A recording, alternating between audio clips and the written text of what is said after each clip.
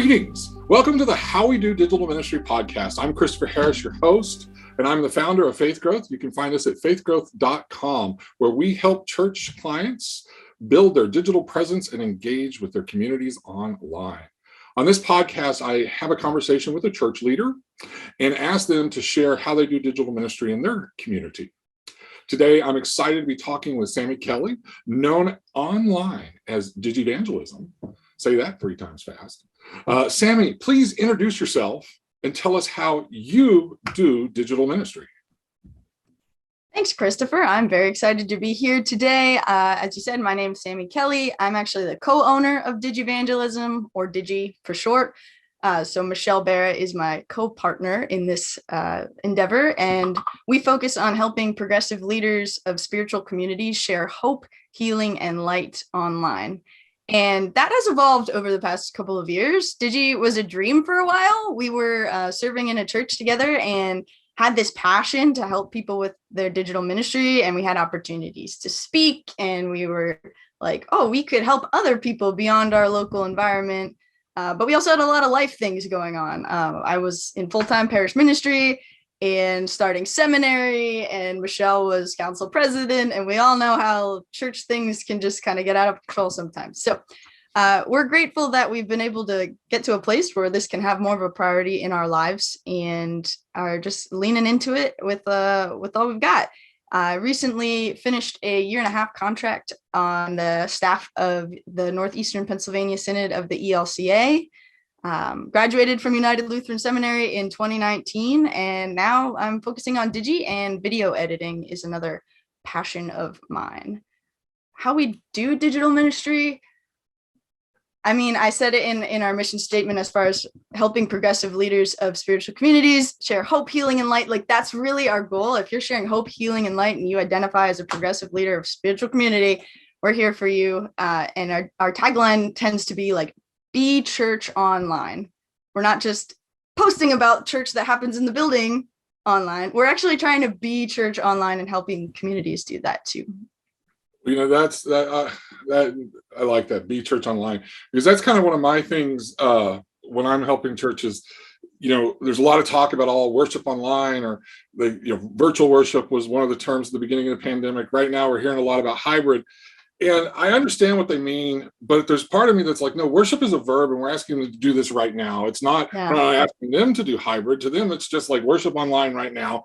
Hybrid is more what you're doing as the leader. And so I don't like that modifier there. I like that be church online. It's not like, oh, let me give you this cool brochure, and tell you all about us, and then you got to come in person. No, how can we impact their lives and share Jesus with them online? I love that. Be the church. Wonderful.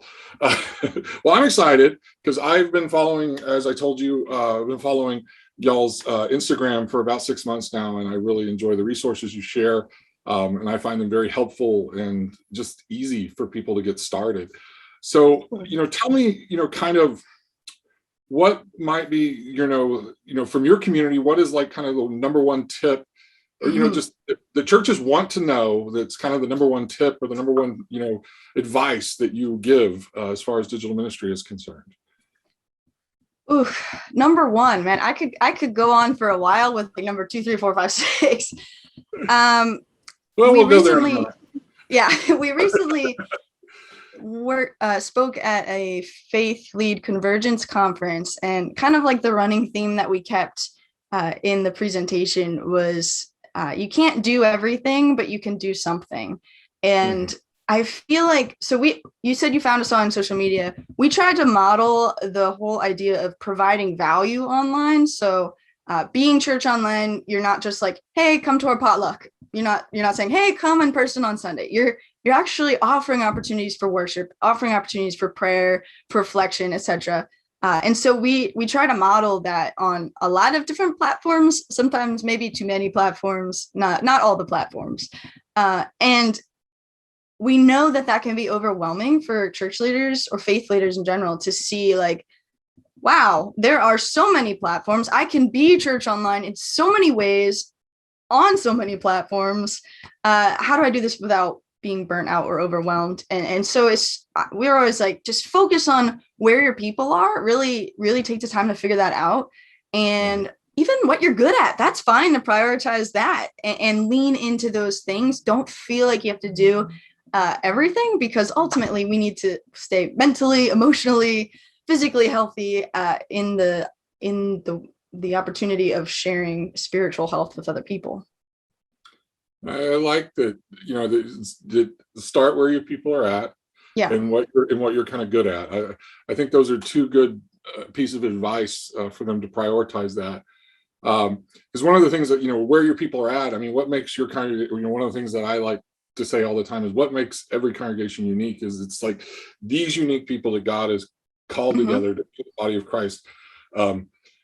And so, yeah, where are they at? And that's probably the best place to start. And what are you good at? I love it. And it will work because that's who your people are right now. And you'll be able to invite others. Focusing on them, being consistent with reaching out to them where they are. To a big thing we try to talk about is consistency. Not that means 20 times a day. Maybe for some congregations, probably not most, but just to consistently exposing them to ways to be community online too. Yeah, I think the consistency is key, because if they can't rely that, hey, I can see this every so often, that it's here and it's available, and just comes and goes, then there won't be any buy-in, or there's really no community. You're not creating community. Right. And people have so many. Oh, go ahead. Sorry, I was just say people have so many touch points. There's so many people that are posting online all the time, so they're going to forget you if you're posting once a month. That sort of thing. Exactly. Okay.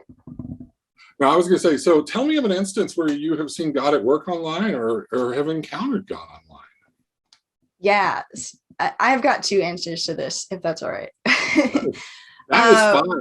I'd love to hear them. Great. First, kind of generic answer, I guess, would just be there's always those moments where either maybe you post something, I post something, or a church themselves or church leader posts something, and someone's like, I needed that post. That's what I needed today.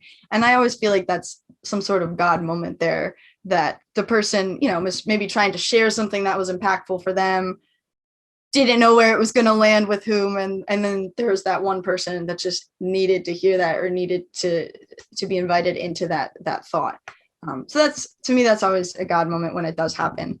As far as where is God at work online, I think really anytime people are connected through a digital connection touch point. So we were just talking, Christopher, about how you found us online on maybe Instagram through someone else that found us on Instagram. I think most of the podcast episodes I've been on, it's been like, hey, I saw your TikTok and thought you'd be great to talk to. And I was like, wow, that's really neat. And I've seen that happen not just with Digi, but in personal situations in other ways. As a personal example, my husband and I just got back from Yosemite National Park. Very, very fun. Got to see California. Never been there. Never been to that park. And we went with a friend that I actually met online a couple of years ago through a hashtag. Like, we were both on this debt-free journey, trying to pay off debt and keep people accountable that we're doing the same. And we kind of connected, realized we live close to one another, and eventually started meeting up for coffee or whatever. And now I went to California just to visit her. It was like, what this, my mind was blown a little bit. I was like, wow, internet friends turned real life friends. I think that connects towards faith communities so strongly, that there's these opportunities for relationships to be online, digital, for a long time, and maybe have occasional in-person connections or not.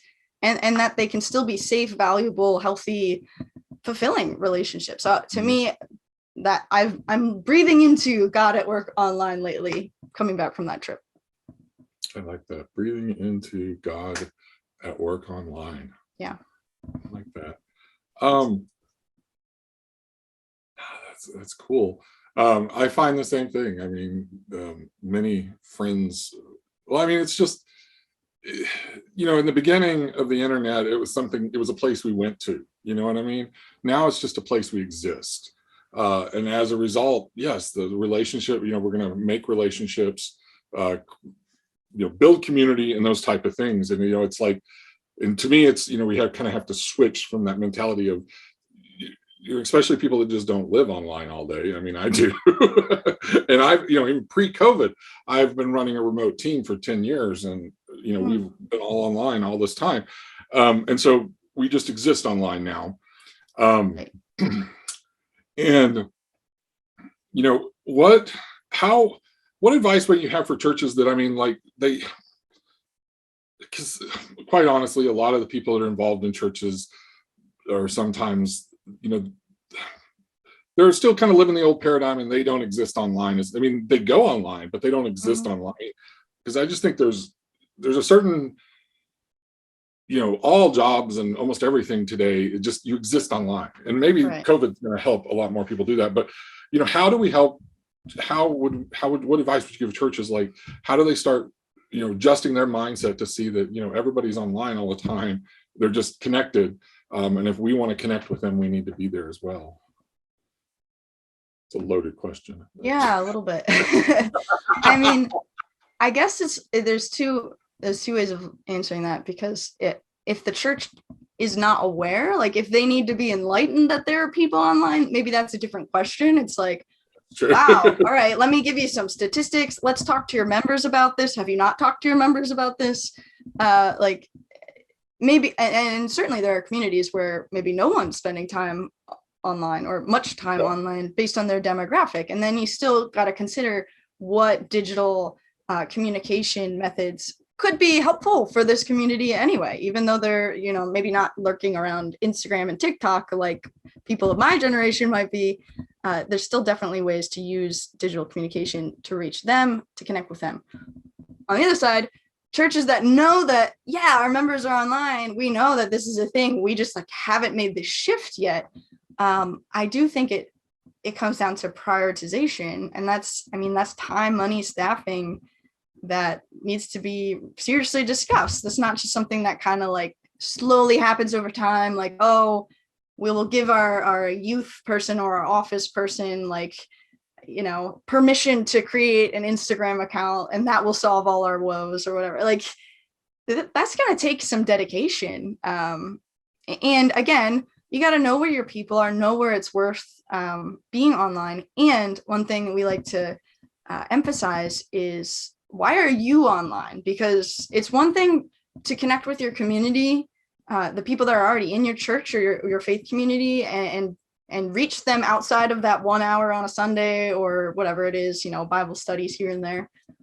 But then it's another thing to say, we as a church are not only connected online, but we want to reach out online. We want to prioritize TikTok or Instagram Reels or some of these more viral platforms that are going to be sent off to everyone, beyond those that are just following your Facebook page. We want to reach people even if they never, ever come in our building or ever sign up for whatever. So it needs to be intentional. Yeah. And there has to be a strategy.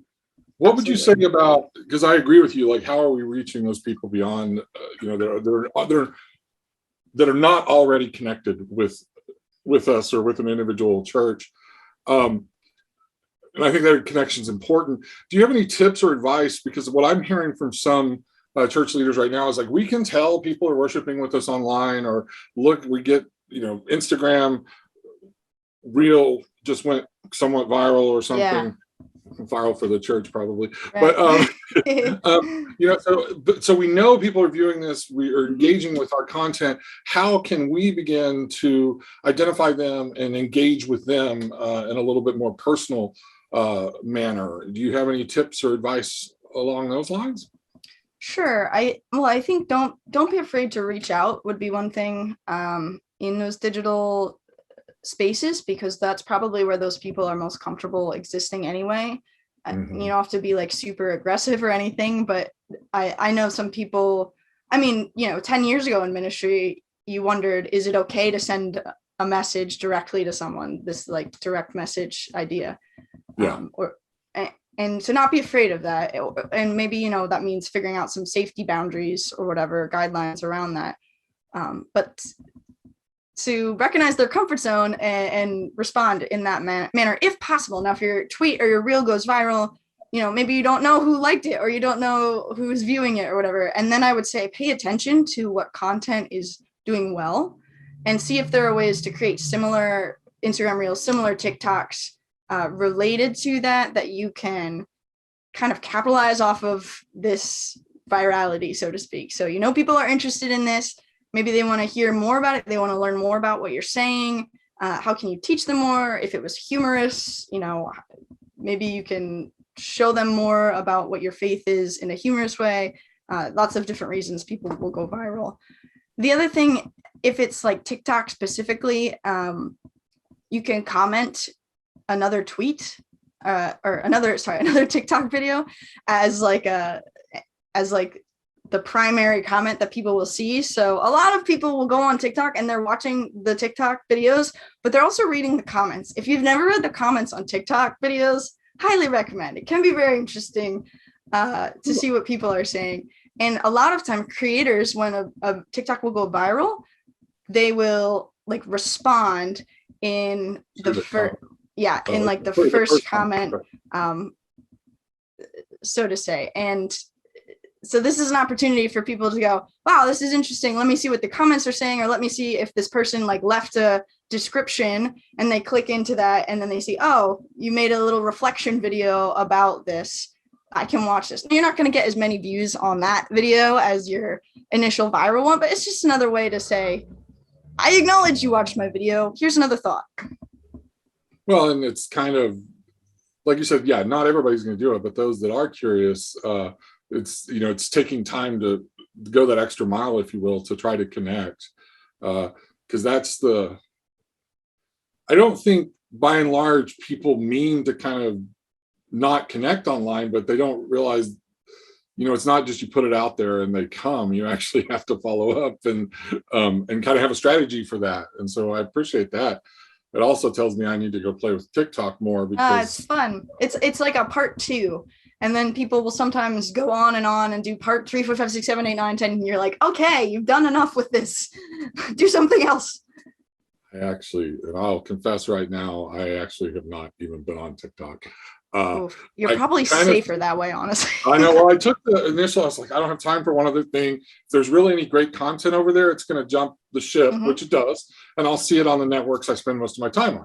So I've seen TikToks, but I will say last week, I mean, because yeah, it is a time suck, but it's so much fun. I was not on TikTok, but I was on Instagram Reels. And I didn't even mean to go in there, but one of my friends shared something, you know, a video, and then that got me into Reels, and just, I don't know what happened to an hour of my day. For sure. I was having fun. I mean, anyway. they are deadly as far as your time sometimes, but yeah. I think they're an awesome opportunity for faith communities to show a little bit behind the scenes, to show like a little bit of a relaxed, and, you know, not all of them are funny, but certainly people make funny TikToks and Reels. You can make educational ones. Like, it's just this way of leaning into the way people are interacting already and saying, like, we're not above this, or we're not too good for this, or whatever. We want to try it, and it might look really silly, but we're here. We're showing up. There's value in that. Tell me, how does digital and online ministry, does it give you any hope for the future of the church? Yeah, I mean, it's like an example, kind of just what I said, like the church is saying, okay, we're going to try to roll with this. It's proof that churches can change. They can adapt along the way. We know that, we've seen that certainly in other ways, but there are so many, you haven't been on TikTok, maybe it's on Instagram Reels too, but if you go on TikTok and you search the hashtag progressive clergy, there are so many very active progressive clergy members that are diving into this and going totally viral, not because they are full of themselves or anything. They're just teaching about this not new way of faith, but a way of faith that not everyone has heard about, very accepting faith. Yeah. So that's interesting, because I had never even thought about looking for a hashtag. Well, because I guess I've been on line so long now, because not to totally age myself. I mean, I've been playing on computer since the early 80s. So I was online kind of from the beginning, and the church wasn't there. So I guess I would never even think about doing progressive Christianity. But it reminded me, last night I was skimming your book. Hey, thank you. I was skimming your book, and I remember I saw that you were searching the hashtags for progressive pastor or progressive, and I was like, wouldn't even thought to do that, but it was cool. Anyways, that's in her book, everybody. You should check it out on her website. We'll get you that link in a minute. But I like that. I mean, it becomes, if this is where we're at and this is what we believe and this is who we are, then we just need to live that out online. And you asked about hope. Yes. In that ebook, we were fortunate enough to be able to highlight about 20 progressive spiritual leaders of some sort doing digital ministry in a way that we were excited about. So that was just cool to be able to say, look at what this church or this leader is doing. Maybe you can do something like it. Doesn't have to be the same thing, but how can we learn from one another and see that cool thing that leader's doing and adapt it for your own community? That gives me hope. Yeah, I'm excited to go check out some of the ones that I didn't know. I knew a few of the ones that you listed here, and I'm gonna have to go start following the rest of them. Good. But I mean, and that's the exciting thing, is just like getting introduced to new people online that are doing some really cool stuff. I just got last night, a friend of mine introduced me to a new priest, Episcopal priest, and she's doing some interesting things. And we're gonna reach out to her to be on the show as well. But I was like, she's been doing this for a couple of years, and I'm just learned of her last night. So, that's exciting to me as well. I guess that's where the hope, what I feel hope, not that you asked me, but I get what makes me so excited about digital ministry in a lot of ways is, like I said, I've been playing with computers since the early 80s. I've been online since the beginning. I've been highly involved in the church. And what I really love, especially, is where I finally feel like the church has kind of come and joined in my life. And it's now, that it's a part of my life. It's not just, I have these two separate boxes. It's like the church is here playing in what has been the most important part of my life, how I pay the bills and all kinds of things. And the church is now here, and that excites me, and that gives me lots of hope. Are you seeing anything, because I know, like, now I can attend church anywhere. What are you seeing as far as, like, people participating in faith communities that are not within driving distance of them? Honestly, that's one of the coolest things for me to see, is when people feel comfortable enough to be a part of a community that they are not physically close to. First of all, I think that says something about the way that leadership is operating, that they are, you have to prioritize that to make someone feel comfortable enough. You have to be, actively welcoming people that are not in your building or are not maybe the people you already know. So first of all, I think that's just exciting to know that there are leaders that are doing that. I also love that churches are figuring out what that looks like beyond just like, okay, they watched our live stream of our service on Sunday. I've heard of communities where they're, accepting these people as members and just like, we've never done this, but we're going to figure it out with you. And I love that. Not that you ask, but one of my biggest pieces of advice is to like lean into failure, like not be afraid of failure is what I'm saying. Like, you might have never done something before. And okay, churches with COVID, certainly, okay, you've gotten used to like doing things and failing that you've never done before. But in general, even if life kind of settles into normal, whatever that means, not be afraid of trying new things and not be afraid of failing, because for sure it could be scary if someone from across the country is like, I want to fully participate in your community. But what are you going to do? You got to figure out. And if you're going to welcome them, how are you going to welcome them totally? So yes, it excites me. Yeah, no, I like what you said about don't be afraid to fail. I mean, Yeah. and I think that's an important piece of advice right now because we've never done online church before church. I mean, this is all new. And Yeah. so we don't know, what are the best practices. So we're all going to kind of be learning together. And the only way we're going to learn is to try things. Hey, this sounds like a good idea. Try it. Hmm. It'll work and you can keep iterating and make it better, or it's going to fall on its face. And okay, what lessons do we learn? So when we try the next experiment, so it's not really, it's like it's a learning experience and it'll inform what you try next, Right. as And opposed to a failure. the internet is going to keep changing too. You've seen that, I'm sure, since the 80s. And I see it. We often pay We attention to literally some of. used to have to put phones on modems. Oof. Yeah. Thank God we've gotten past that. We try to pay attention to kind of like the influencer scene and how secular people are using social media to grow their following, because we think that there's a lot of correlation. Like that's how people are learning how to connect. How does can the church use any of this type of thing? And we see it in the secular world too. Like the internet changes so fast. People are into this one day, and then a couple of weeks later, this isn't the trend anymore. This isn't what's capturing attention anymore. I know it's a lot, and I know it's a little overwhelming at times, but hopefully the work that, people like you, Christopher, and we do can kind of help people keep going, keep failing. We're failing together. It's okay. It's going to keep happening. Well, I think it goes back to your first piece of advice at the very beginning. Start where your people are and what you're good at. And then, and then you can keep learning from there. Yeah. And that'll help with the overwhelm. Because I agree. If you try to do it all, I can't even do it all anymore. Hence why I'm not on TikTok. Not yet. Actually, that's honestly the last month I've been thinking it's probably time to hop in there. What about, I guess one of the things that I'm concerned about, I think COVID did force the church online in about 2 weeks. The church caught up about 10 years, is what I figure.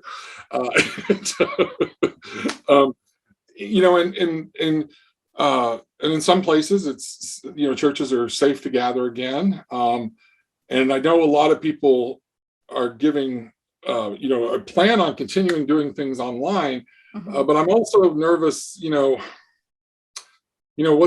guess, what is that going to look like long term? And will the churches be able to sustain this, you think, or are they just going to get, in another 2 or 3 months, that's kind of hard. I just will keep doing the in-person thing, or what do you think that's going to look like in another few months, and how should churches navigate that?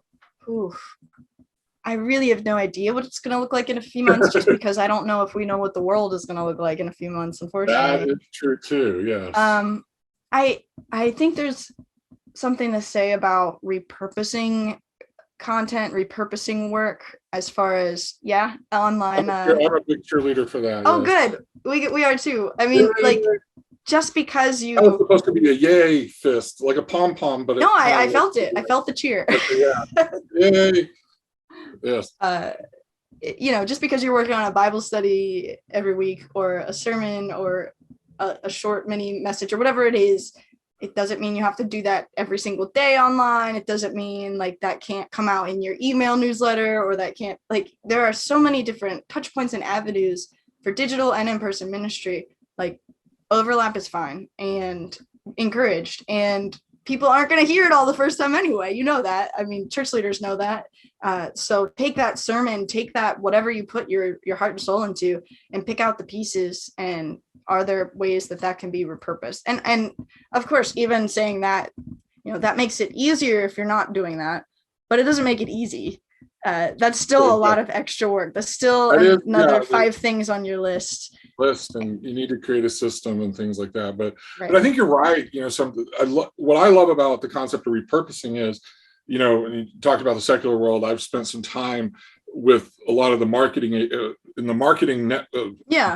marketing world here in Dallas, and networking with those people. Good. And they always talk about content is king. And I'm, and they're sometimes struggling to make content. I'm sitting there going, man, the church, we make so much original content week in and week out. We just don't distribute it online by and large. Exactly. And so that's where this whole repurpose, most of these pastors have a wealth of content that they've created that they can begin to use. And so I love your suggestion of just start repurposing it. Yes. It will be a little bit one more, but I mean, once you kind of figure it out and create a system, then you can invite a volunteer in to maybe manage that system for you. Probably not good to have them create the system, but Right. But they can, execute on that. And all right. Depends. So, go ahead. I was just gonna say, it depends where your church is at or your community is at too, because some communities might have the means to hire someone too for a couple hours a week, and maybe a couple hours is all it takes to be able to get a few connection pieces going and monitor that. So something to consider. Well, unfortunately, we're almost out of time, which Darn. I want to keep going. But I'm going to give you, do you have any last thoughts or any last advice that you'd like to leave our listeners with today? Yeah, I think one thing I like to throw out there, and of course it comes with its own, you got to figure out your own boundaries with this, what makes sense for you, but encouraging leaders to be vulnerable online and to show up as themselves online, because it's very easy to hide behind the camera, and maybe you're just showing up to preach or whatever, but otherwise you're just taking pictures here and there. It's easy to try to make it like about the church or the community at large, which it is, but people connect with people. Yes. So when your staff shows up, when your leadership volunteers show up, when your pastor shows up online and like shows their face and connects with people, there's something very valuable that happens, and I think real connection can form there. Yeah. So that's it. People connect. No, I love that. People connect with people. So yeah, I mean, we have yes. There we go. People connect with people. We're going to leave that. We'll leave that. We'll leave it there today. So that is all the time that we have for today. I want to say thanks, Sammy, for being our guest on how we do digital ministry. I want to invite all of our listeners there to make sure that you subscribe to our podcast, or if you're watching this on YouTube, hit that like button and subscribe to our channel. And I want you to follow Sammy. So I'm going to say, hey, Sammy, how can our listeners find and follow you online? Sure. So we have a lot of good stuff on our website, digivangelism.org, that they can check out as far as, merch or ebooks or more things to come in the next month or two. But as far as following us on social media, we are Digivangelism on everything. I'm sure you'll link that below. We are most active on Instagram and TikTok. And then we have a weekly YouTube video and blog post that they can check out if they would like. Awesome. So we will link to all those in the bottom. I want to say thanks to all of our listeners for listening today. We want to connect with you in other ways as well. We have a private Facebook group cleverly titled How We Do Digital Ministry. The link is in the show notes. I want to invite you to join that Facebook group. It is an opportunity for you to connect with other leaders to discuss all things digital ministry in the other 6 days of the week when there isn't an episode of How We Do Digital Ministry to listen to. So be sure to click the Facebook link and join us over there. Until next week, I want to say peace and blessings to you all.